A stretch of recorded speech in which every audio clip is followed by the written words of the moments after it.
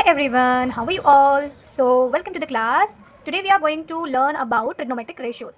So first of all guys, now everywhere like for 9th student and the 10th student mostly, because now you guys are having upcoming board exams, right?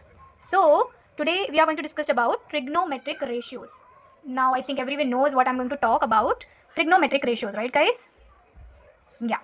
So first of all, everyone is getting confused in this topic. So you want to know more about this topic. So let's get started. First of all, you have to know about what is the ratio for sine.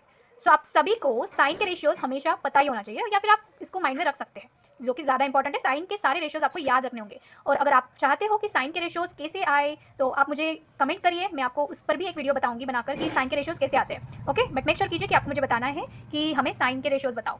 Okay, so let's discuss about sine ratio. So for sine, 0 degree is 0, 30 is 1 by 2, 45 is 1 upon under root 2, 60 is 1 under root 3 upon 2, and 90 is 1.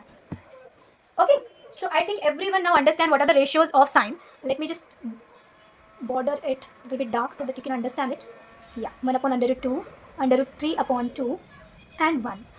So सबसे पहले आपको sign के सारे ratios याद ही रखना होंगे guys. Okay, now we are going to talk about cos ratios. तो कॉस के रेशियोज में क्या होने वाला है, आपको यही करना है कि जो 90 का साइन 90 का रेशियो होगा वही कॉस 0 का रेशियो होगा.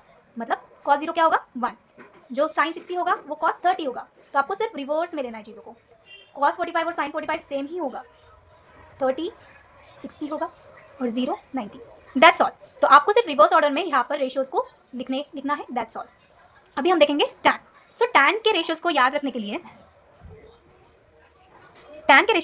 के लिए हमें एक टेक्निक सीखनी होगी, जिसके लिए आपको tan 0 0 ही होता है, वो आप याद रख सकते हो. Now we are going to talk about tan 30. तो tan 30 होता है 1 upon under root 3.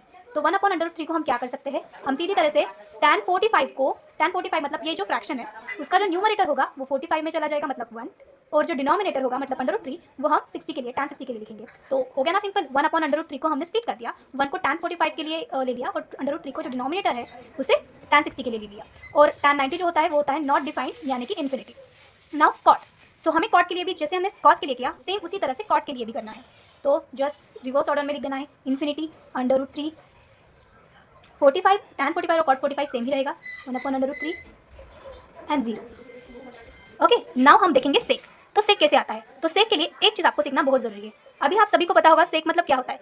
Sec theta मतलब 1 अपॉन कॉस थीटा होता है. इसका मतलब सेक थीटा यानी 1 अपॉन कॉस थीटा है. तो हमें क्या करना है, सिर्फ कॉस के रेशियोज को रिवर्स करना है, उल्टा करना है. ओके, सो जो भी रेशियोज होगा, जैसे सेक कॉस क्या है 1 है, राइट. तो हमें यहाँ पर क्या करना है, सेक के रेशियो के लिए 1 अपॉन 1 तो क्या हो गया 1 ही हो गया. तो सेक भी क्या हो गया 1. अभी अंडर रूट 3 अपॉन 2, सो 1 अपॉन अंडर रूट 3 अपॉन 2. तो ये क्या हो जाएगा, रिवर्स हो जाएगा. रिवर्स यानी 2 अंडर रूट 3 उल्टा हो जाएगा, राइट. सो 2 अपॉन अंडर रूट 3. यहाँ पर भी सेम अंडर रूट 2 अपॉन 1 मतलब अंडर रूट 2, 2 अपॉन 1 मतलब 2, और 1 अपॉन 0 क्या होता है गाइस, ये तो आपको पता ही होना चाहिए. 1 अपॉन 0 मतलब infinity. So here we are going to take infinity. Got it. अभी हम कॉस के लिए सेम वही करेंगे, reverse. Infinity 2 under root 2 under root 3 and 1. That's all guys. Thank you for watching video, and please like, share and subscribe the channel. Thank you.